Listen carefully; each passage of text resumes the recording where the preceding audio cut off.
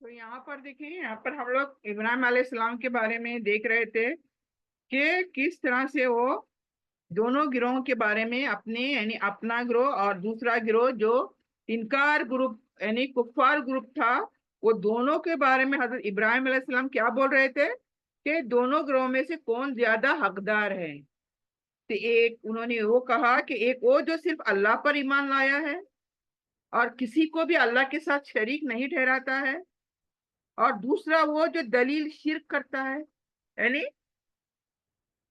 पूरा अल्लाह के साथ और खुदा बना के बैठा हुआ है। क्या वो ग्रुप सही है? तो अब सोचो, यानी अमन, इत्मीनान और आखिरत की निजात किसको मिलेगी? इसमें से हम सभी जानते हैं किसको मिलेगी, राइट? तो मालम युनजिल भी अलैकुम सुल्ताना, यानी जिनके बारे में अल्लाह ने कोई दलील या सनद यानी प्रूफ नहीं नाजिल किए, उसने शिरक की बातों को वादे किया जा रहा है। यहाँ पर बातिल जो बात शिरक जो कर रहे हैं लोग उसको वादे किया जा रहा है। मालम युनजिल भी अलैकुम सुल्ताना, कि अल्लाह ने कोई भी प्रूफ एविडेंसेस नहीं दिए हैं कि और भी खुदा है। यहाँ सबक क्या है? शिर्क सरासर बेदलील और खतरनाक है, जिस पर डरना और तौबा करना चाहिए हम सबको। तौहीद इंसान को सच्चा अमन, दिल का सुकून और निजात देती है। तौहीद यानी वननेस ऑफ अल्लाह। और अक्लमंदी यह है कि इंसान सिर्फ उसकी इबादत करे जिसके पास साबित शुदा हक है, यानी हक वो जो साबित है, जिसके प्रूफ्स हैं, एविडेंसेस हैं। तो हजरत इब्राहिम अलैहिस्सलाम ने क्या है, निहायत हिकमत से कौम के बातिल अकायद की बुनियाद हिला डाली। यानी बहुत ही सिंपलिसिटी, यानी सिंपल प्रूफ्स देकर, यानी नेचुरल प्रूफ्स दिखाकर, जैसे कि तारे, सितारे, चांद, तारे, सूरज, ये तमाम चीजें नेचुरल दिखाए उनको, और कहा कि ये डूबने वाला हमारा रब कैसे हो सकता है। तो ये देखिए कितनी अक्लमंदी के काम किए हैं हजरत इब्राहिम अलैहिस्सलाम ने अपने लोगों को समझाने के लिए। और लास्ट आयत देखते हैं, अल्लज़ीना आमनू वलम यल्बिसू ईमानहुम बिजुल्मिन उलाइका लहुमुल अम्नु व हुम मुहतदून। यानी यहाँ पर क्या कहा जा रहा है, देखें, वो लोग जो ईमान लाए और अपने ईमान को यानी जुल्म यानी शिर्क से आलूदा न किया, अपने ईमान को शिर्क से अलग नहीं किया, आलूदा यानी डोंट मिक्स। ईमान और शिर्क मिक्स नहीं हो सकते, कांट बी, इम्पॉसिबल। ये दोनों आलूदा न किया तो इन्हीं के लिए अमन है। यानी अगर आपने ईमान से अपने शिर्क को अलग करके रखा, तभी आपके लिए अमन है, और वही हिदायत का रास्ता है। सो वेरी क्लियरली आखिर में बता दिया कि हिदायत का रास्ता कौन सा है एग्जैक्टली exactly, और ये किसको मिल सकता है। तो ये यहाँ पर देखें, ईमान प्लस शिर्क ना हो, हकीकी निजात है। यानी ईमान हो लेकिन शिर्क ना हो तो हकीकी निजात है। तो ईमान के साथ अगर शिर्क शामिल ना हो तो वो खालिस ईमान कहलाएगा। और ऐसा ईमान ही इंसान को क्या है, अमन, सुकून और निजात दे सकता है, कि हमारे ईमान के अंदर शिर्क की मिलावट बिल्कुल भी नहीं होनी चाहिए, वरना हमारा ईमान जाया हो सकता है, नौज बिल्ला। तो हमें यहाँ पर बहुत ही मोहतात होना चाहिए। जुल्म से मुराद यहाँ पर जुल्म कहा गया, यहाँ जुल्म का मतलब है आम जुल्म यानी ना इंसाफी, बल्कि शिरक है। यानी यहाँ पर देखिए, जुल्म हम ज्यादा करके इंसाफी ना इंसाफी की बात करते हैं, यहाँ पर जुल्म किसको कहा गया?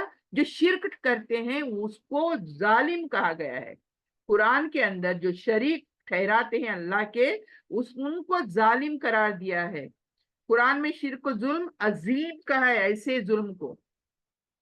तो अलहुम अल अमन, इनके लिए अमन है, दुनिया में दिल का सुकून और आखिरत में अजाब से हिफाजत है। वह मुहतदून, और वही हिदायत याफ्ता हैं, यानी हक के रास्ते पर हैं, अल्लाह की रजा वाले हैं। यहाँ क्या कहा गया?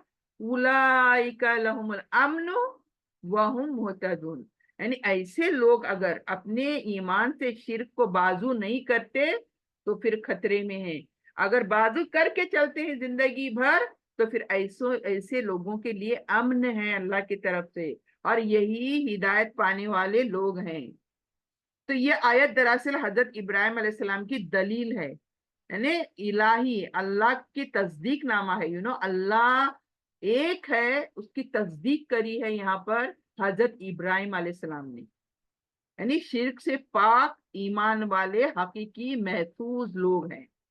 یعنی شرک کتنا خطرناک ہے، دیکھیے شرک کے 100 درجے ہیں، آپ سب سے چھوٹا درجہ کون سا ہے یہ ہمیں ڈھونڈنا ہے۔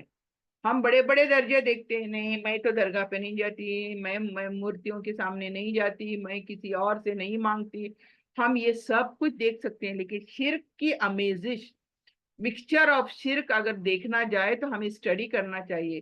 چھوٹے سے چھوٹا بھی شرک ہمیں مصیبت میں ڈال سکتا ہے، کیوں اللہ سبحانہ تعالیٰ آخرت میں سب کچھ معاف کرنے والا ہے، لیکن شرک معاف نہیں کرنے والا ہے۔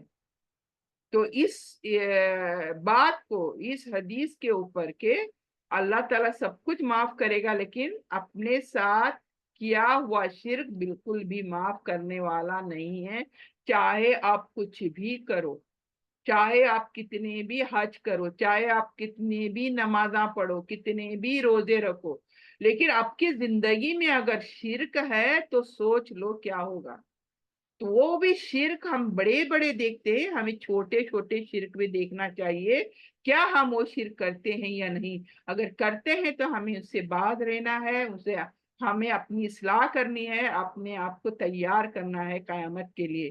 تو یہاں پر میں انشاءاللہ یہاں پر دیکھیں آیت یہاں پر 9 رکوع ختم ہوتا ہے۔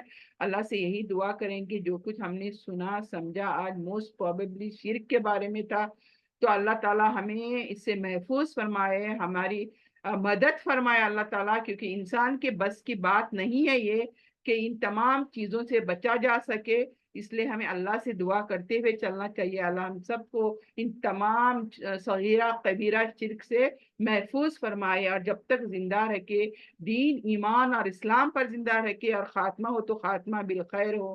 ربنا تقبل منا انک انت السمیع العلیم وتب علینا انک انت التواب الرحیم، صلی اللہ تعالی علی خیرہ خلقہ محمد وآلہ وصحبہ اجمعین، سبحان ربک رب العزت عما یصفون وسلام علی المرسلین والحمد للہ رب العالمین، آمین آمین برحمتک یا ارحم الراحمین، سبحانک اللہم بحمدک، نشہد لا الہ الا انت، نستغفرک ونتوب الیک، جزاک اللہ خیر، السلام علیکم ورحمۃ اللہ وبرکاتہ۔